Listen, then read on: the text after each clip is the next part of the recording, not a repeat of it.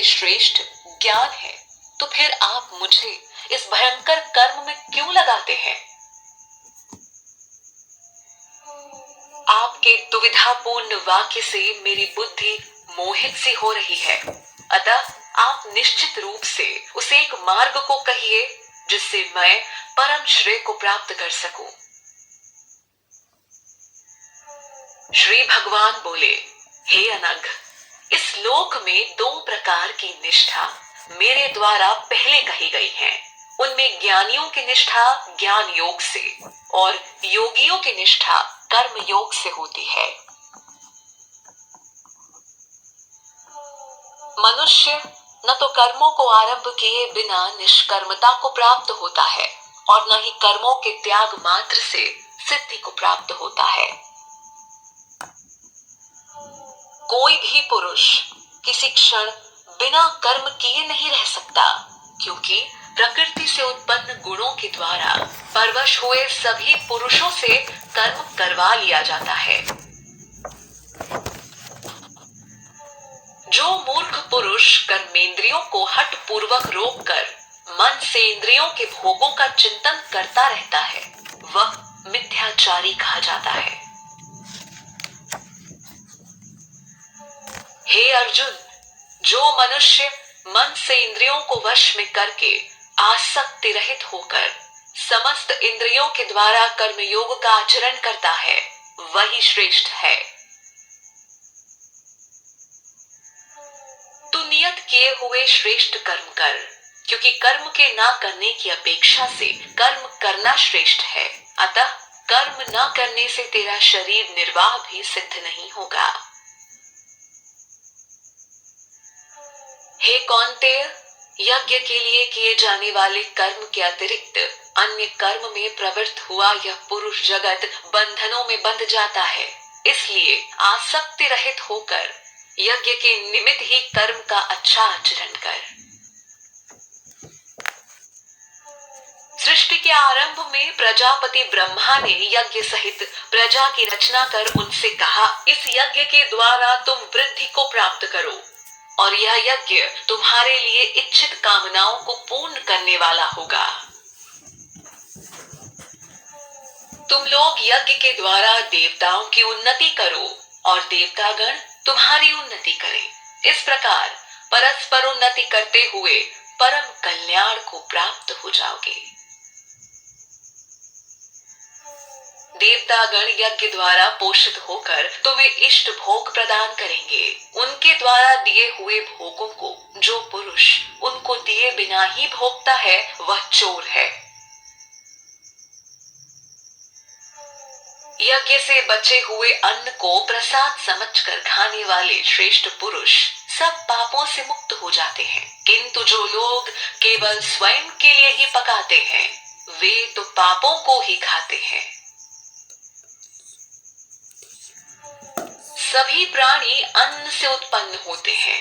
अन्न वर्षा से होता है, वर्षा यज्ञ से होती है और यज्ञ कर्मों से उत्पन्न होता है। कर्मों को तू वेद से उत्पन्न जान और वेद को अक्षर ब्रह्म से प्रकट हुआ जान। इसलिए वह सर्वव्यापी परमात्मा यज्ञ में नित्य प्रतिष्ठित है। हे पार्थ, जो मनुष्य इस संसार में प्रचलित सृष्टि चक्र के अनुसार नहीं चलता, वह इंद्रिय भोगों में लिप्त पापमय जीवन बिताने वाला व्यर्थ ही जीता है। किंतु जो मनुष्य आत्मा में ही आनंद का अनुभव करने वाला, आत्मा में ही तृप्त तथा आत्मा में ही संतुष्ट होने वाला हो, उसके लिए कोई कर्तव्य नहीं रहता। कर्म योगी महापुरुष का स्वार्थ हेतु कर्म करने का न तो कोई प्रयोजन रहता है और न ही कर्म न करने का कोई कारण। ये सभी प्राणियों में किसी प्रकार के स्वार्थ का संबंध नहीं रखते। इसलिए तू आसक्ति रहित होकर सदैव कर्तव्य कर्म का आचरण कर, क्योंकि अनासक्त पुरुष कर्म करता हुआ परमात्मा को प्राप्त होता है। राजा जनक जैसे अनेक महापुरुष भी कर्म के द्वारा ही परम सिद्धि को प्राप्त हुए हैं। इसलिए लोक कल्याण को देखते हुए तू भी कर्म करने योग्य है।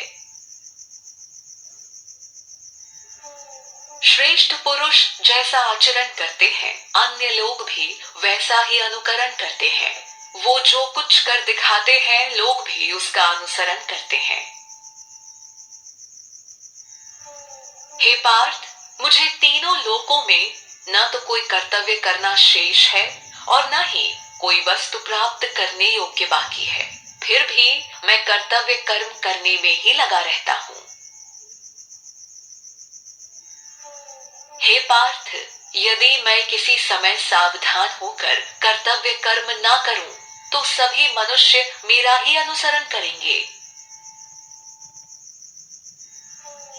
यदि मैं कर्म ना करूं, तो ये सब मनुष्य नष्ट भ्रष्ट हो जाएंगे और मैं संकर्ता का कारण बन समस्त प्रजा को नष्ट करने वाला बनूंगा।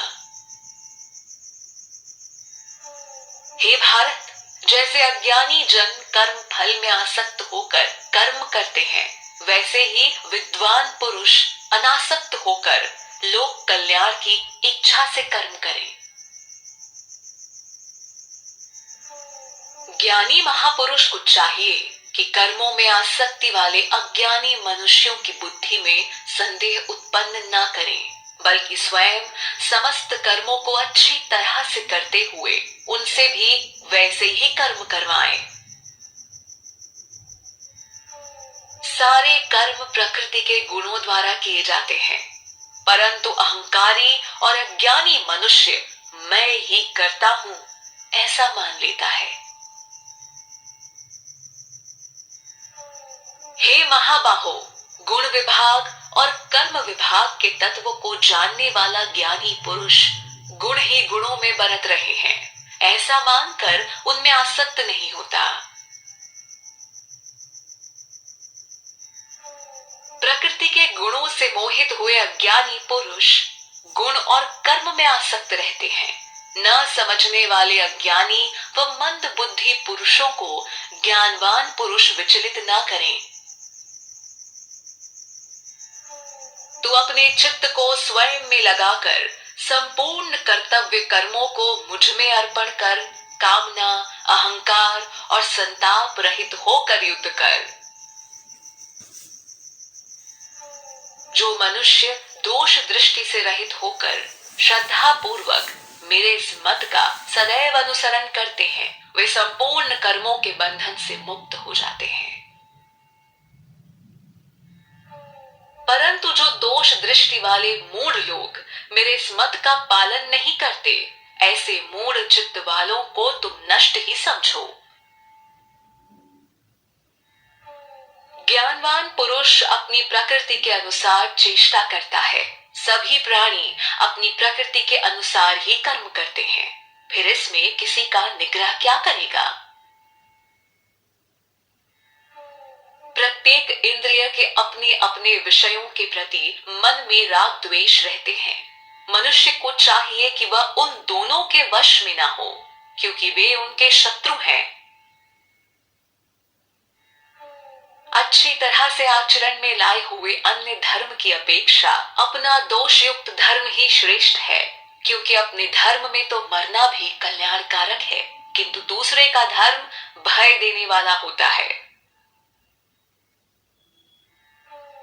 अर्जुन बोले, हे वार्ष्णेय, फिर यह मनुष्य किससे प्रेरित होकर न चाहते हुए भी अचानक पाप का आचरण करता है। श्री भगवान बोले, यह रजोगुण से उत्पन्न हुआ काम ही है। कामना से क्रोध उत्पन्न होता है। यह कभी तृप्त न होने वाला महापापी है, तो इसको ही शत्रु जान। जैसे धुएं से अग्नि, धूलि से दर्पण और भ्रूण गर्भाशय से ढका रहता है, वैसे ही काम के द्वारा ज्ञान ढका होता है। हे कौन्तेय, इस अग्नि के समान कभी तृप्त न होने वाले और विवेकियों के नित्य शत्रु काम के द्वारा मनुष्य का विवेक ढका हुआ है। इंद्रियां, मन और बुद्धि काम के निवास स्थान कहे जाते हैं। इन्हीं के द्वारा ये ज्ञान को ढककर देही पुरुष को मोहित कर लेते हैं। इसलिए हे भरत शर्भ, तुम पहले इंद्रियों को वश में करके ज्ञान और विज्ञान का नाश करने वाले इस काम रूप महान पापी को नष्ट करो। कर्मेंद्रियां स्थूल शरीर से श्रेष्ठ हैं, इंद्रियों से श्रेष्ठ मन है तथा मन से अधिक श्रेष्ठ बुद्धि है और बुद्धि से भी उच्च आत्मा है। हे महाबाहो, इस प्रकार बुद्धि से सर्वश्रेष्ठ आत्मा को जानकर बुद्धि के द्वारा मन को वश में करके तू इस काम रूप शत्रु को मार डाल।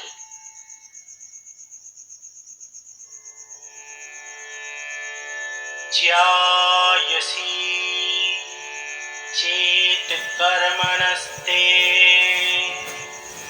मता बुद्धिर्जनार्दन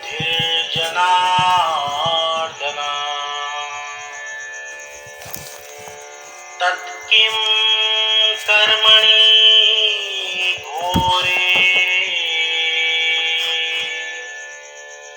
मां नियोजयसि Keshav.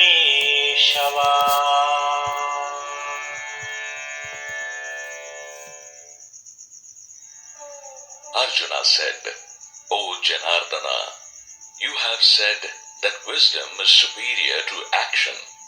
Then why do you force me into this terrible act?